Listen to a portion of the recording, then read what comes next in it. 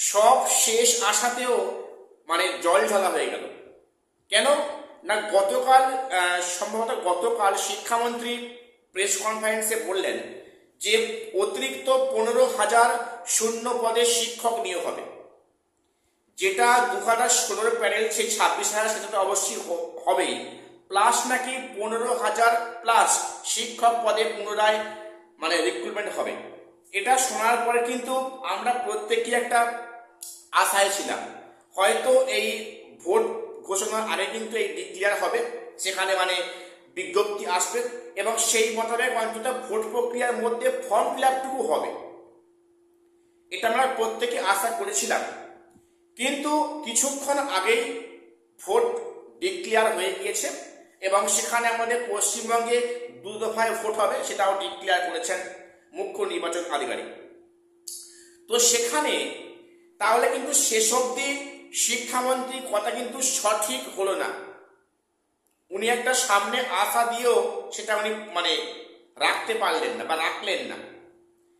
দেখো, যেটা আমরা আশা করেছিলাম যে হয়তো ভোট প্রক্রিয়ার মধ্যে মাদ্রাসা সার্ভিসের পূর্ণ বিজ্ঞপ্তি আসবে এবং সেখানে হয়তো একটা শিক্ষক নিয়োগ হবে বা এই ভোট প্রক্রিয়ার মধ্যে হয়তো ফর্ম ফিল আপ প্রক্রিয়াটুকু কমপ্লিট হবে, সেটা হলে অনেকটা কাজ এগিয়ে যেত। কিংবা আপার প্রাইমারিতে হয়তো সেখানে নিয়োগ হবে এবং সেখানে হয়তো পূর্ণ বিজ্ঞপ্তি আসবে এই ভোটের আগেই আসবে, যাতে করে এই ভোটের মধ্যে অন্তত নিয়োগ প্রক্রিয়ায় কিছুটা কাজ এগিয়ে রাখা যায়, ফর্ম ফিল আপটুকু।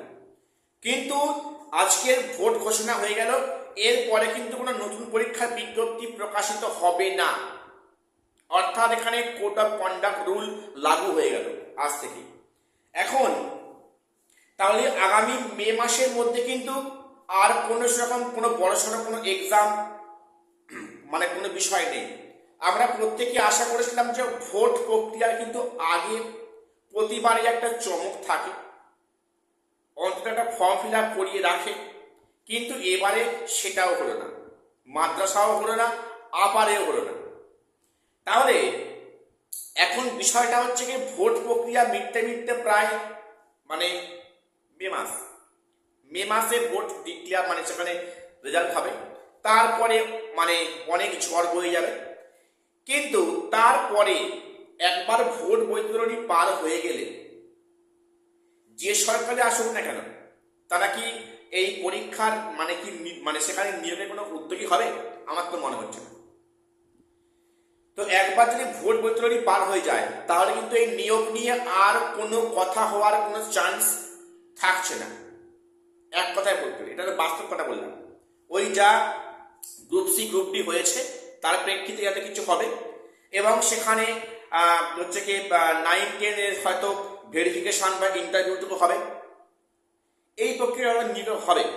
কিন্তু নতুন করে কোনো এক্সাম কিন্তু এর মধ্যে আর কোনো রইল না, অর্থাৎ মানে শিক্ষিত যুবকরা কিন্তু তাদের আশায় প্রত্যেকে ছাই পড়ে গেল, প্রত্যেকে আশায় মানে জল ঢালা হয়ে গেল। শিক্ষামন্ত্রীর কথা থেকে যে আমরা আশা করেছিলাম সেটাও আজকে আমাদের পুরো বিসর্জন হয়ে গেল। এখন দেখা যাক এই যে চলতি প্রক্রিয়াগুলো কন্টিনিউ হচ্ছে, SLST SSC group C group D, দেখা যাক 31 আগস্টের মধ্যে শেষ হয় কিনা, তবে হওয়ার সম্ভাবনা খুবই ক্ষীণতা আমার মনে হচ্ছে। আচ্ছা, এবারে বিষয়টা হচ্ছে কি, তাহলে কি অনগোয়িং যে প্রসেস 9-10 প্রক্রিয়া পিছতে পারে?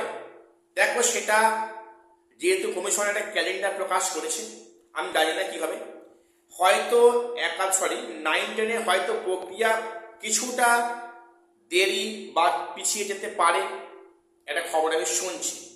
খবরটা সত্য মিথ্যা আমি এই বিষয়ে আমি এখন কিছু প্রকাশ করছি না, এবং সেখানে অনেকে বলছে যে 9-10 প্রক্রিয়াটা পিছিয়ে যাবে, পিছিয়ে যেতেও পারে, আবার ঠিক টাইমলি হতেও পারে, ওটা এই মুহূর্তে বলা অসম্ভব হয়ে যাচ্ছে।